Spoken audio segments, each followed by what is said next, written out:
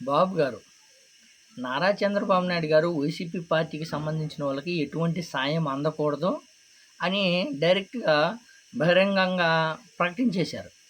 దీంట్లో ఆశ్చర్యపోవాల్సిన అవసరం లేదు. ఎందుకంటే ఈ గ ఏదైతే కూటమి ప్రభుత్వం గెలిచిన కాడి నుంచి చూద్దాం. ఏదైతే ఈ 9 నెలల్లో గెలిసిందని ప్రకటించక ముందు నుంచే దాడులు కొనసాగించారు.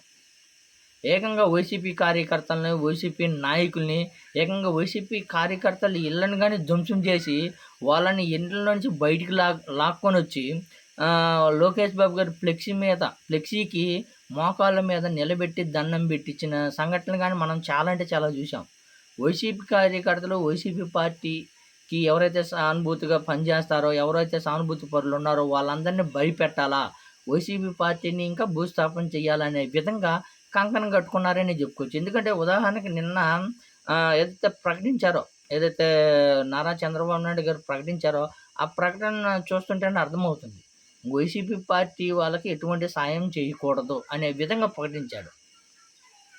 ఇప్పటి వరకు ఎవరూ అలా ప్రకటించాలి. ఎందుకంటే గతంలో ఏదైతే జగన్మోహన్ రెడ్డి గారు పార్టీకి సంబంధం లేకుండా, కులానికి సంబంధం లేకుండా ప్రతి ఒక్కరికి పథకాలు అందించాలా అనే విధంగా అందించారు. అలానే పరిపాలన కొనసాగించారు. కానీ బాబు గారు వచ్చిన తర్వాత వాటన్నిటికీ వ్యతిరేకంగా దాడులు, విధ్వంసాలే సృష్టించారు. ఇప్పటికీ ఏదైతే పోసాని మురళీకృష్ణ అరెస్టులు కానీ కొనసాగుతున్నాయి. కానీ రాష్ట్ర అభివృద్ధి పక్కకు పెట్టేశారు. మొత్తం దాడులు, విధ్వంసాలు, ఒకే పార్టీని టార్గెట్ చేయడము, ఒకే పార్టీకి సంబంధించిన కార్యకర్తలను అరెస్ట్ చేయడం, వాళ్ళని హింసలకు గురి చేయడమే కొనసాగించారే తప్ప మరొకటి లేదని స్పష్టంగా అర్థమవుతుంది. గతంలో ఏదైతే పార్టీ గెలిచిందని ప్రకటించిన కానీ చూద్దాం, సచివాలయంలో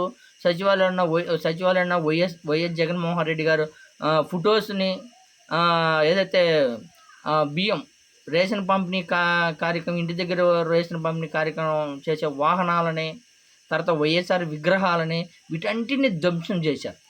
మామూలుగా కాదు, రాష్ట్రంలో ఒక భయంకరమైన వాతావరణం సృష్టించారు. అభివృద్ధి, సూపర్ 6 పథకాలు ఇవన్నీ పక్కకు పెట్టండి. ఒక రాష్ట్రంలో బతకాలి, వైసీపీ కార్యకర్త బతకాలి అంటే భయపడే విధంగా సృష్టించారు. ఇప్పుడు బాబు గారు అనడంలో తప్పే ఉంది, దాంట్లో ఆశ్చర్యపోవాల్సిన అవసరమే ఉంది. ఫస్ట్ కాంచి కొనసాగుతుంటే ఒక్కరంటే ఒక్కరు ఇవి కరెక్ట్ కాదు. ఇది ఏ పార్టీ వచ్చినా కానీ ఆ పార్టీ ప్రజల మద్దతుతో వచ్చినప్పుడు దాన్ని కొనసాగించాలా, ప్రభుత్వ పాలన మంచి పరిపాలన అందించాలా, జనాలకు మద్దతుగా ఉండాలి అని అవన్నీ పక్కకు పెట్టి దాడులు, విధ్వంసాలు, ఒక పార్టీని టార్గెట్ చేసి, ఒక పార్టీ కార్యకర్తలని, ఒక పార్టీకి సంబంధించిన నాయకుల్ని టార్గెట్ చేసి హింస సృష్టించారని చెప్పుకోవచ్చు. పైపెచ్చు ఇలా చేయడం వల్ల రాష్ట్రానికి నష్టమే తప్ప మరొక లాభమే లేదు. ఏమైనా కంపెనీలు రావాలన్నా, కంపెనీలు పెట్టేవాళ్ళు ఎవరైనా ముందుకు రావాలన్నా కానీ ఇలా దాడులు, ధ్వంసాలు ఇలా జరుగుతుంటే, అరెస్టులు కొనసాగుతుంటే ఇంకొకరు రావాలంటే భయపడిపోతారు కదా. ఇలా రాష్ట్రంలో ఏది ప్రశాంతంగా లేదు, మొత్తం దాడులు, విధ్వంసాలే తప్ప ఏం జరగటం లేదు. ఇంకా మేము వచ్చి కంపెనీలు పెడతాం, మేము ఎలా ప్రశాంతంగా ఉంటామని ఎవరైనా ముందుకు వస్తారా? రానే రారు.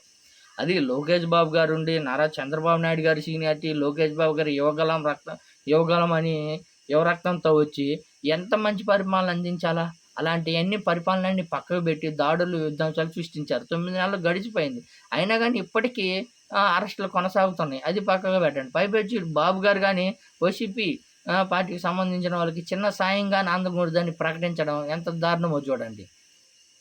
ఇప్పుడు 9 నెలలు ఇలాంటి దారుణాలు, ఒక పార్టీని టార్గెట్ చేసి కార్యకర్తలని, నాయకులని అన్ని ఇబ్బందులు పెట్టారు. కానీ ఇవి ఇలానే కొనసాగిస్తే రాష్ట్రం అభివృద్ధి ఆడ సాగుద్ది? అయిపోయింది. ఒక 9 నెలలు, 9 నెలలు, 5 నెలలు చేశారంటే అది సహజం. ఇంకా ఇలానే కొనసాగుతుంటే మేము రెడ్ బుక్ అని పెట్టుకున్నాం, రెడ్ బుక్ పరిపాలనే 5 సంవత్సరాలు కొనసాగిస్తుందంటే ఆ పార్టీకి నష్టమే, నాయకులకు నష్టమే తప్ప మరొకటి లేనే లేదు. ఎందుకంటే 9 నెలల్లో మనం చూస్తూనే ఉన్నాం. ఎంత దారుణమైన సంఘటన జరిగిందంటే, వైసీపీ కార్యకర్త అనే వ్యక్తిని నడి రోడ్డు మీద అతి దారుణంగా తల, చేతులు నరికేశారంటే ఎంత దారుణమైన స్థితిలో ఉండిపోయిందో చూడండి మరి. ఇప్పుడు అలాంటివి ఖండించాల్సింది పోగొట్టి దాన్ని ఇంకా రెచ్చగొట్టే విధంగా తయారు చేశారని చెప్పుకోవచ్చు. కానీ ఆ రోజే ఏదైతే సచివాలయం ధ్వంసం చేసేటప్పుడు కానివ్వండి, లేకపోతే వైఎస్ఆర్ విగ్రహాలు ధ్వంసం చేసేటప్పుడు కానీ ఆ రోజే కానీ పవన్ కళ్యాణ్ గారు కానీ లోకేష్ బాబు గారు కానీ చంద్రబాబు నాయుడు గారు కానీ ఇది కరెక్ట్ కాదు, అవతల వాళ్ళు ఏది చేసినా కానీ మనం చేయడం తప్పు, మనం అభివృద్ధి బాటలో ముందుకు పోవాలా, ప్రజల తరపునే ఉండాలా అనేది ఒకరంటే ఒకరు ముందుకు వచ్చి చెప్పింది కాదు. ఏదనంటే జగన్మోహన్ రెడ్డి గారు చేయలేదా, జగన్మోహన్ రెడ్డి గారు ధ్వంసం చేయలేదా, జగన్మోహన్ రెడ్డి గారు అరెస్టులు కొనసాగించి ఇవన్నీ ఎత్తి చూపుతున్నారు తప్ప వాళ్ళు చేశారని మనం చేయడం కరెక్టా? వాళ్ళు చేశారని జగన్మోహన్ రెడ్డి గారు మరి ఎన్నో మంచి పథకాలు చేశారు, మరి ఎన్నో అభివృద్ధి కార్యక్రమాలు చేశారు, మంచి మంచి పెద్ద పెద్దగా కంపెనీలు తీసుకొచ్చారు, మరి అవన్నీ తీసుకురావాలి కదా. ఆ మెడికల్ కాలేజీలు జగన్మోహన్ రెడ్డి గారు తీసుకురాలేదా, లేకపోతే ప్రభుత్వ పాఠశాలను అభివృద్ధి చేయలేదా, పోర్టులు జగన్మోహన్ రెడ్డి గారు కట్టలేదా, షిప్పింగ్ యార్డ్స్ జగన్మోహన్ రెడ్డి గారు కట్టలేదా, ఇవన్నీ చేశారు కదా. మరి అలానే మీరు కానీ కొనసాగించాలి కదా. ఇంకా అవి కాకుండా అరెస్టులు బీభత్సం సృష్టించారు ఒక మాటలో చెప్పాలంటే. ఇప్పటి వరకు రాష్ట్రంలో నడి రోడ్డు మీద తల చేతులు నరికేసిన సంఘటన మనం ఎప్పుడైనా చూసామా? ఇప్పుడు కాకపోతే ఈ కూటమి ప్రభుత్వం గెలిచిన తర్వాత కాకపోతే అంతకుముందు ఎప్పుడైనా చూసామా మనం? జగన్మోహన్ రెడ్డి గారు కొన్ని కూల్చేశారు, కొంతమంది అరెస్ట్ చేశారంటే అదే తీరుగా కొనసాగిస్తారా? సీనియారిటీ అన్నారు కదా బాబు గారిని, యువరక్తం అన్నారు కదా.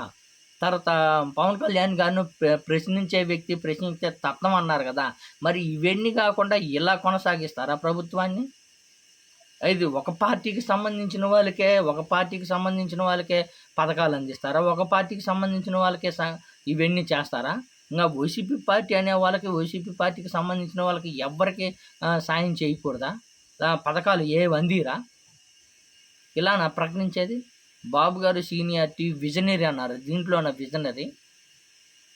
సరే, ఇప్పుడు దాడులు చేశారబ్బా, దాడులు చేశారు, విధ్వంసాలు చేశారు, కార్యకర్తలను అరెస్ట్ చేశారు, తర్వాత నాయకులను అరెస్ట్ చేశారు, ఓకే కాదంటలా.